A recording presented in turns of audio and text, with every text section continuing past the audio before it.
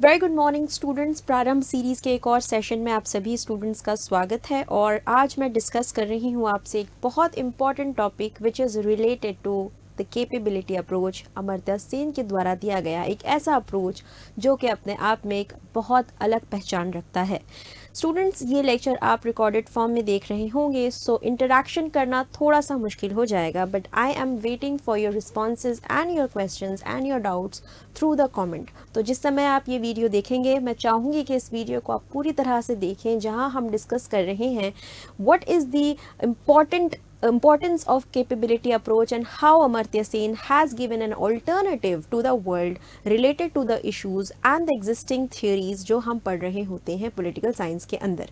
जैसे कि आप लोग स्क्रीन पर देख सकते हैं, मैंने कुछ इंपॉर्टेंट पॉइंट्स लिखे हुए हैं आपके लिए, जैसे कि poverty, famine, democracy and justice. In 4 approaches की कुछ ना कुछ थियरी होती है जिसे हम पढ़ रहे होते हैं। यदि हम बात करें पॉवर्टी की, हमें पता है कि पॉवर्टी जैसे इशू को, कंसर्न को ख़त्म करने के लिए, इस चैलेंज को ख़त्म करने के लिए लोगों के अगर हम इनकम बढ़ाएं, उनका अगर लेवल ऑफ इनकम इंक्रीज़ करें, गरीबी को ख़त्म किया जा सकता है। दूसरी ओर दूसरा अप्रोच जहाँ पर फेमाइन की अगर हम बात करें, फेमाइन क्यों आता है? जब भी अनाज की कमी होती है, जब भी क्रॉप्स का प्रोडक्शन कम होता है, तो फेमाइन जो है वो बढ़ता है, ठीक है, जिससे अकाल पड़ता है। तीसरा है डेमोक्रेसी, और हमें पता है वो सभी देश जो इकोनॉमिकली डेवलप हैं, जो बहुत सक्सेसफुली आज डेवलप स्टेज में अपने रह रहे हैं, वहाँ पे डेमोक्रेसी का होना बहुत ज़्यादा ही इट्स वेरी नेसेसरी और कॉमन कि वो सभी डेवलप कंट्रीज़ जहाँ डेमोक्रेसी एग्जिस्ट करती है, वो सभी वही देश होते हैं जो इकोनॉमिकली डेवलप हैं। और चौथा है जस्टिस, जहाँ पर कुछ इम्पॉर्टेंट बेसिक फंडामेंटल प्रिंसिपल्स अगर हम जस्टिस के फॉलो करें, जो कि जॉन रॉल्स द्वारा और भी बहुत सारे थिंकर्स द्वारा आइडिया ऑफ जस्टिस के थ्रू हमें दिए गए हैं, उससे हम समाज में न्याय बना सकते हैं। इन सभी दृष्टिकोण, इन सभी अप्रोचेस को करते हैं चैलेंज कौन? अमर्त्य सेन, ठीक है। अमर्त्य सेन जो कि एक बहुत बड़े इकोनॉमिस्ट है इंडियन पॉलिटिकल साइंस में, इंडियन एकेडमिक्स के अंदर, जिन्हें हम पढ़ते हैं और जानते हैं उन्हें कैपेबिलिटी अप्रोच के लिए। तो क्या है ये कैपेबिलिटी अप्रोच और किस तरीके से इन सभी दृष्टिकोण, इन सभी विचारों पर वो क्रिटिसाइज करके एक ऑल्टरनेटिव थ्योरी के द्वारा, अपने विचारों के द्वारा वो प्रेजेंट करते हैं उन सभी व्यू पॉइंट्स को, जिन्हें हम दूसरे दृष्टिकोण से देख सकते हैं। तो चलिए शुरू करते हैं आज का लेक्चर और कुछ इंपॉर्टेंट एस्पेक्ट्स कवर करते हैं। जैसे कि मैंने आप लोगों के लिए एक डेफिनेशन यहाँ पे प्रोवाइड कर रखी है, जहाँ पे अमर्त्य सेन का फेमसली कोटेड स्टेटमेंट है कैपेबिलिटी अप्रोच को लेके। So let's read it once and let's understand. Where he says capability of a person reflects alternative combination of functions the person can achieve and from which he or she can choose one collection. इसका मतलब क्या है कि किसी व्यक्ति की क्षमता उन कार्यों को वैकल्पिक संयोजनों को दर्शाती है जिन्हें वह व्यक्ति प्राप्त कर सकता है और जिसमें से वह एक संग्रह चुन सकता है। यानी कि यहाँ पर व्यक्ति की क्षमताओं पर, उसकी कैपेबिलिटी पर, ठीक है, उसकी कैपेबिलिटी पे जोर दिया गया है, जो कि रीज़न बनता है, वजह बनता है उसकी economic, political, social, cultural growth की। यानी इन शॉर्ट, अगर हम किसी इंडिविजुअल की डेवलपमेंट की बात करें, उसकी ग्रोथ की बात करें, as an individual, as a society और एज अ कंट्री, वो उस रिसोर्स पे नहीं बल्कि उसकी क्षमताओं पर आधारित है कि वो कितनी जल्दी ग्रो करेगा सोसाइटी के अंदर। तो ये एक बेसिक सा फॉर्मूला है जो कि वो अपनी कैपेबिलिटी अप्रोच के थ्रू हमें एक्सप्लेन करते हैं, और इसे और डिटेल में हम पढ़ेंगे आगे की स्लाइड्स में। थोड़ा सा जान लेते हैं अमर्त्य सेन के बारे में। अमर्त्य सेन कौन है, कहाँ इनका जन्म होता है, और उनके कुछ इंपॉर्टेंट वर्क्स को हम डिस्कस करते हैं। जैसे कि आप जानते हैं, अमर्त्य सेन का पूरा नाम है अमर्त्य कुमार सेन, ठीक है। इनका एक फन फैक्ट हम आपको बताते हैं। अमर्त्य सेन का नाम रविंद्रनाथ टैगोर द्वारा दिया गया था, जिनको बंगाली में कहा जाता है ओमर्तो, विच मीन्स इमॉर्टल, कभी ना खत्म होने वाला। इसके अलावा इनकी पैदाइश हुई है 3 नवंबर 1933, जो कि शांति निकेतन वेस्ट बंगाल में वाक़ है, ठीक है। इसके अलावा इनकी एजुकेशन प्रेसिडेंसी कॉलेज कोलकाता से पूरी हुई है 1953 में, और इसके बाद ये अपनी फर्दर स्टडीज़ के लिए चले जाते हैं कैम्ब्रिज और 1959 में मात्र 23 साल की उम्र में 1 साल के अंदर ये करते हैं अपनी पीएचडी कंप्लीट। तो ये है उनकी कुछ बेसिक सी इंफॉर्मेशन। चले आगे बढ़ते हैं। अगर हम उनके अचीवमेंट्स की बात करें तो ये एक ऐसे व्यक्ति हैं जिन्हें हम नोबेल लॉरेट के नाम से जानते हैं। जी हाँ, इन्होंने नोबेल प्राइज़ जीता था इकोनॉमिक साइंसेज में 1998 में, और इनके कुछ इम्पॉर्टेंट आइडियाज़ के लिए इन्हें जाना जाता है, जिसमें idea of social choice theory और idea on poverty and famine बहुत ज़्यादा इम्पॉर्टेंट है। इसके अलावा इनका एक बहुत इम्पॉर्टेंट अप्रोच कैपेबिलिटी अप्रोच, जिनके लिए बहुत ज़्यादा फेमस है, जहाँ पर व्यक्ति का बेसिकली कैपेबिलिटी, उसकी जो क्षमताएं हैं वो ज़्यादा अहमियत रखती है बजाय उसके मटेरियल वेलबींग के, बजाय उसकी उन सभी भौतिक संपदाओं के जो कि उसकी प्रॉपर्टी का हिस्सा होती हैं। तो कहीं ना कहीं व्यक्ति का अंतर्गत उसका इंडिविजुअल इंट्रिंसिक वैल्यू को ज़्यादा फोकस किया गया है compare to other things which are considered in the material being. ठीक है। इसके अलावा अगर हम बात करें उनके कुछ इंपॉर्टेंट कंसेप्ट्स, जैसे कि सोशल चॉइस थ्योरी, जिसमें उन्होंने बताया है कि किस प्रकार से इंडिविजुअल की प्रेफरेंसेस, उनकी चॉइसेस कलेक्टिव डिसीजन एक सोसाइटी को बदलने में, एक सोसाइटी के अंदर परिवर्तन लाने में, बदलाव लाने में मदद देती हैं। एक और इम्पॉर्टेंट आपने याद रखना है उनका achievement which is related to human development index. जी हाँ, ह्यूमन डेवलपमेंट इंडेक्स जो कि यूनाइटेड नेशंस ऑर्गेनाइजेशन का इंट्रोड्यूस किया हुआ वो इंडेक्स है, जिसके तहत हम किसी भी देश की इकोनॉमिक ग्रोथ को कंपेयर कर सकते हैं, मेजरमेंट के लिए एक बेंचमार्क तैयार करते हैं। तो अमर्त्य सेन वो पहले भारतीय है जिन्होंने ह्यूमन डेवलपमेंट इंडेक्स की इस रचना में अपना योगदान दिया है। तो ये एक भारतीय के लिए एक बहुत बड़ी बात है। ठीक है, चलिए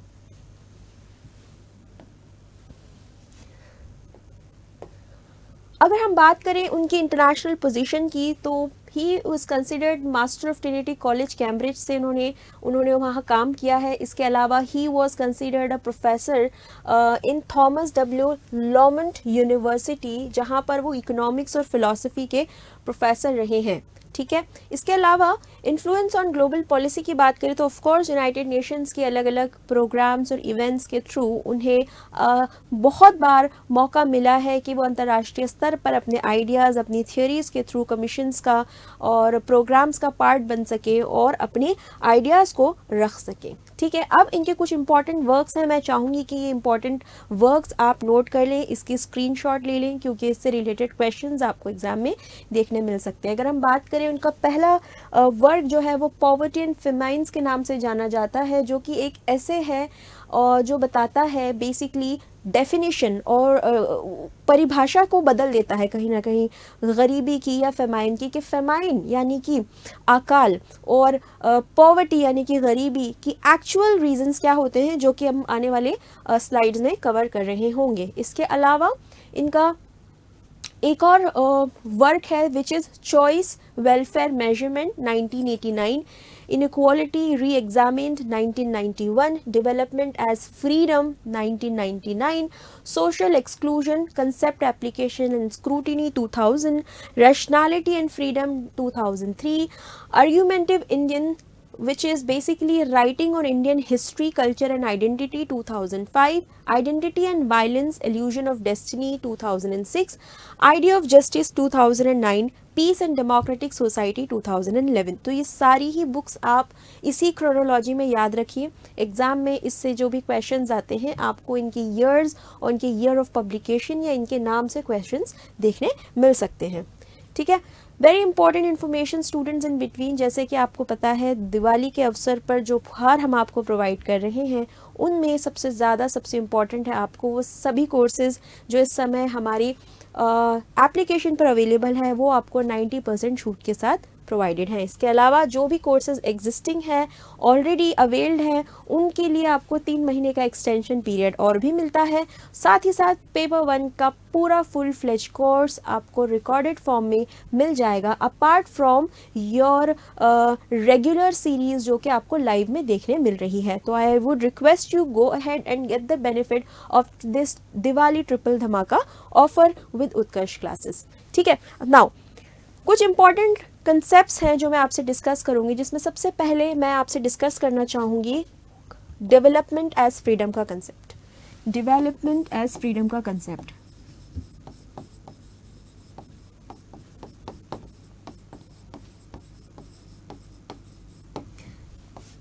Development as freedom. Now the basic meaning of a development, एक बेसिक बुनियादी परिभाषा अगर हम जानते हैं किसी भी देश की डेवलपमेंट की, तो हमें पता है कि डेमोक्रेसी यानी कि लोकतंत्रता, डेमोक्रेसी का जो बुनियादी माहौल है वो तभी पैदा होता है जब उस देश में इकोनॉमिकली स्टेबिलिटी हो, इकोनॉमिक स्टेबिलिटी हो। ठीक है, यानी कि एक बेसिक फंडामेंटल डेफिनेशन लोकतंत्र देश की या डेमोक्रेसी की क्या समझी जाती है कि वो देश, वो सभी संपन्न विकसित देश जो ऑलरेडी इकोनॉमिकली ग्रोड अप है या फिर तरक्की याफ्ता है, वही देश क्या करेंगे, डेमोक्रेसी जैसे माहौल को पैदा करेंगे, जहां पर हम डेमोक्रेसी के अलग अलग स्तंभों की, अलग अलग पिलर्स की बात कर सकते हैं। Now this is a basic fundamental universal definition. According to Amartya Sen, उनका कहना है कि डेमोक्रेसी और इकोनॉमिक ग्रोथ, ठीक है, इकोनॉमिक ग्रोथ और डेमोक्रेसी क्या है, एक डायलेक्टिकल रिलेशन की तरह काम करते हैं। यानी कि जिस देश में डेमोक्रेसी एग्जिस्ट करती है वहाँ पे इकोनॉमिक ग्रोथ भी पॉसिबल है, क्योंकि यहाँ पे इकोनॉमिक ग्रोथ जो है डिपेंडेंट है उस देश के हेल्थ पर। ठीक है, हम किसी भी देश को इकोनॉमिकली ग्रो कब कहते हैं, डेवलप्ड या विकसित कब कहते हैं, जब उस देश का हेल्थ सिस्टम अच्छा हो, वहाँ का एजुकेशन यानी कि लिटरेसी अच्छी हो, वहाँ का इंफ्रास्ट्रक्चर बेहतर हो। ठीक है, इंफ्रास्ट्रक्चर बेहतर हो,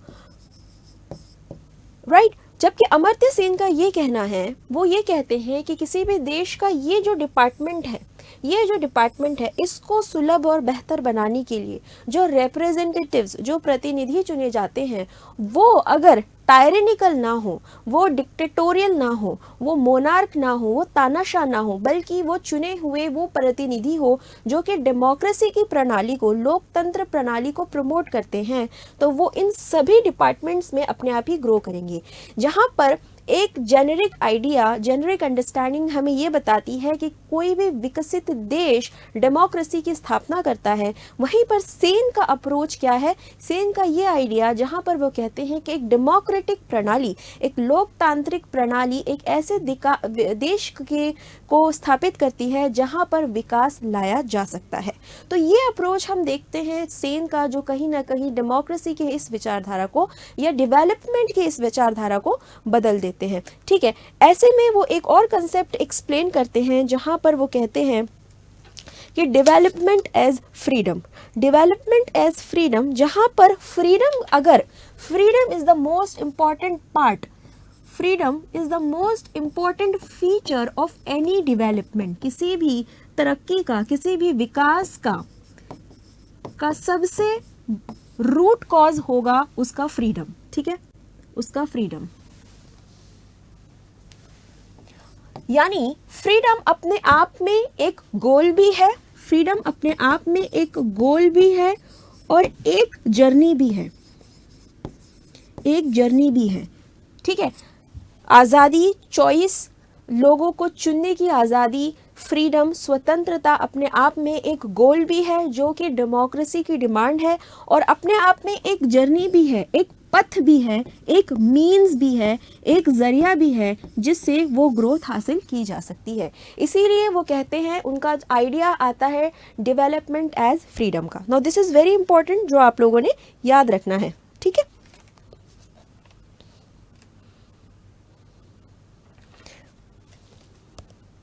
okay, now let's talk about a second important topic where he talks about justice.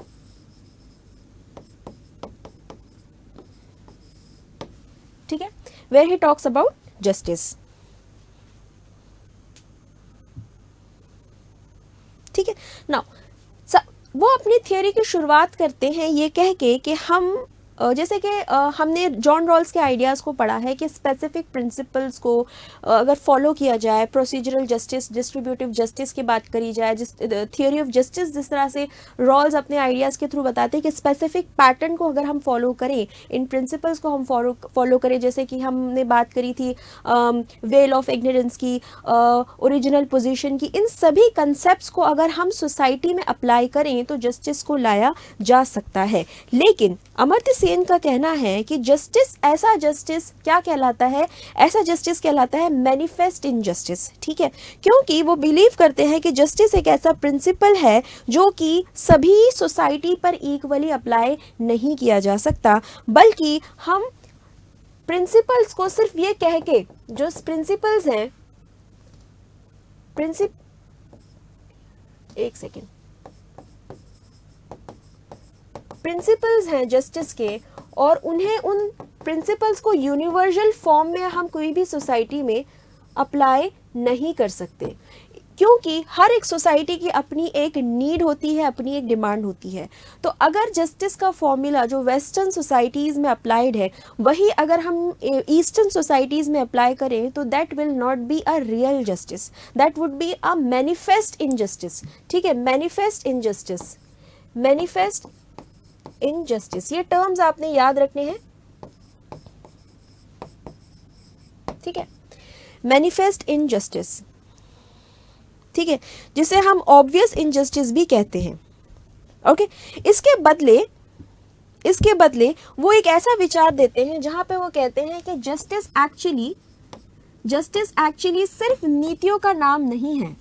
ठीक है,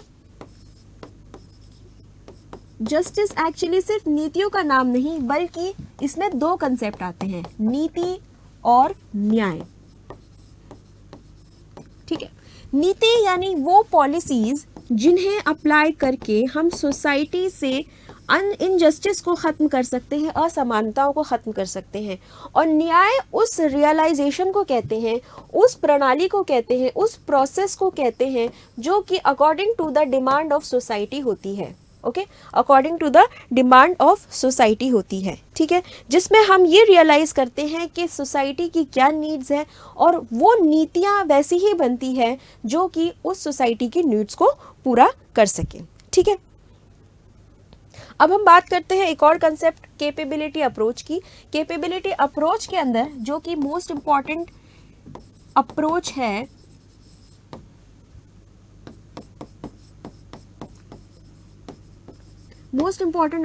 अमर्त्य सेन का, जहां पे वो कहते हैं कि हम पॉवर्टी को अगर ख़त्म करना चाहें, पॉवर्टी को ख़त्म करने का तरीका क्या होगा, हमें क्या लगता है कि लोगों की इनकम को इंक्रीज़ कर दिया जाए।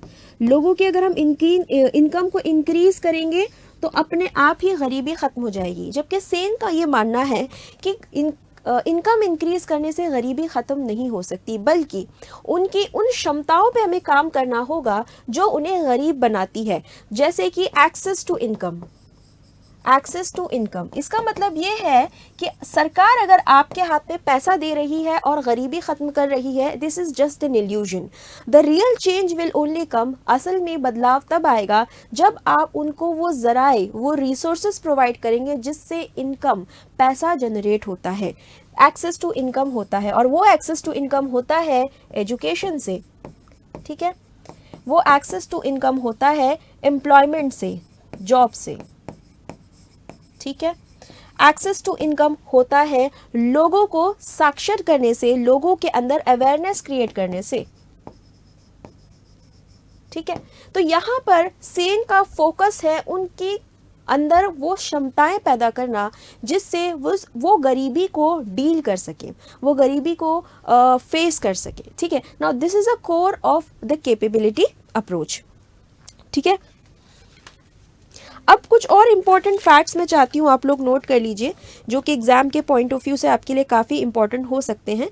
जैसे कि इसमें से उन्होंने इंस्ट्रूमेंटल फ्रीडम का आइडिया दिया है, जहाँ पर वो बात करते हैं there are 5 types of freedom जिसके बेसिस पर एक सोसाइटी क्या करती है, डेवलप होती है। ठीक है, एक सोसाइटी क्या होती है, डेवलप होती है। इस आइडिया को, इस 5 टाइप्स ऑफ फ्रीडम को वो कहते हैं इंस्ट्रूमेंटल फ्रीडम, इंस्ट्रूमेंटल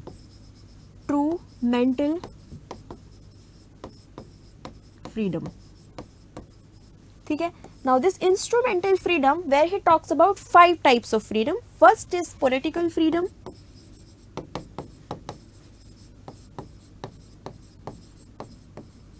ठीक है। Second he talks about economic facilities, economic facilities,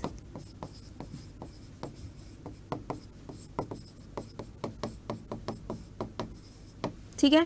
third he talks about social opportunities,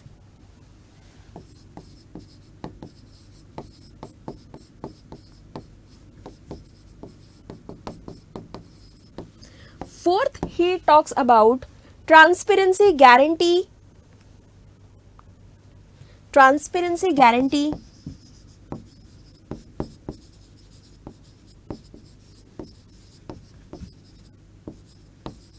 ठीक है।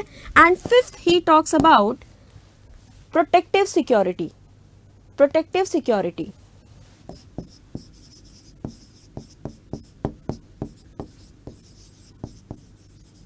ये भी आपने एग्जाम के पॉइंट ऑफ व्यू से याद रखनी है, which is very important for the perspective of instrumental freedom that he talks about in his ideas. So there are 5 types of freedom that he talks about. One is political freedom, economic facilities, social opportunities, transparency guarantees and protective security, ठीक है। इसके अलावा वो women empowerment को लेके भी बात करते हैं, and there he says that women should be given 5 types of accesses जिससे women can be empowered very quickly. सबसे पहले वो बात करते हैं women's ability to earn independently, ठीक है।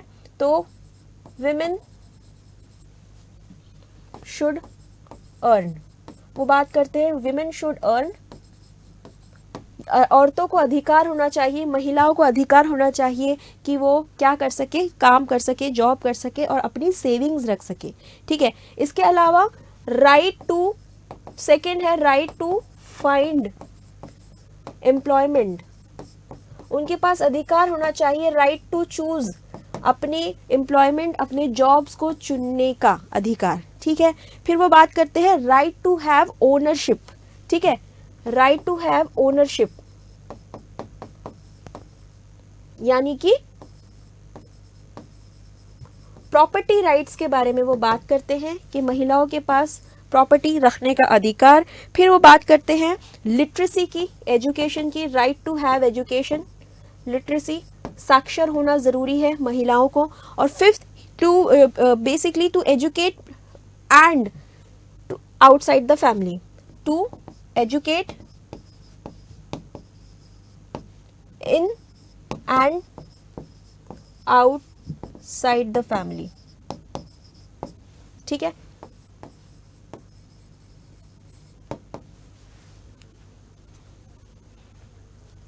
So basically to educate and to educate inside and outside the family, it means basically यहाँ पर वो जो भी decisions लेंगी, ठीक है, वो उनके खुद के होंगे, उनके पास अधिकार होगा खुद भी एजुकेट होने का और बाहर जाकर भी पढ़ाने का। तो ये कुछ इम्पॉर्टेंट फैक्ट्स थे जो कि हमने कवर किए हैं अमर्त्य सेन के थियरीज के अंदर। इसमें कुछ और इम्पॉर्टेंट क्वेश्चंस मैं आप लोगों के सामने कुछ इम्पॉर्टेंट पॉइंट्स के थ्रू रखना चाहूँगी, जैसे कि why capability approach is very important.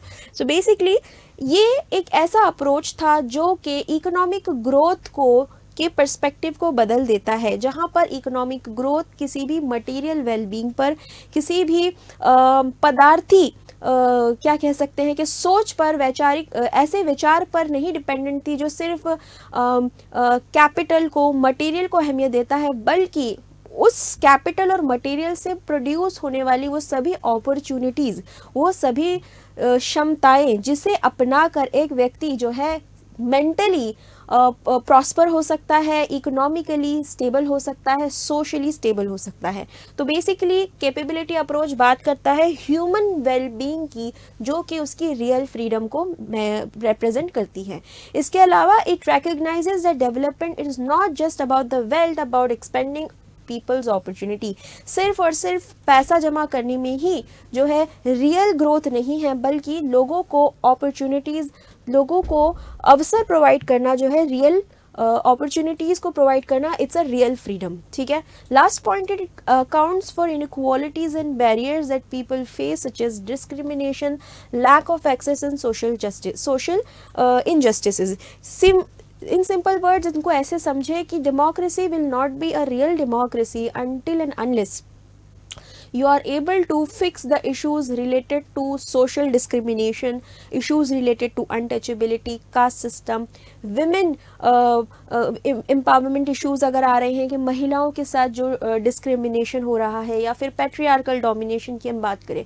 So until and unless we are not changing our social system, we will not be able to get the real freedom, we will not be able to get the real development, जिसे वो compare करते हैं development as freedom से. So yes, Amartya Sen के द्वारा ये कुछ important perspectives आज हमने कवर किए विद सम फैक्चुअल इन्फॉर्मेशन जो कि एग्जाम के लिए काफ़ी इंपॉर्टेंट है. I will see you in the next lecture with a similar topic like this. I request you, if you like the lecture, go ahead and like this session. साथ ही साथ if you have any questions, anything important, any feedback or anything, please do let me know in the comment box. Till then, take care yourself. Have a great day.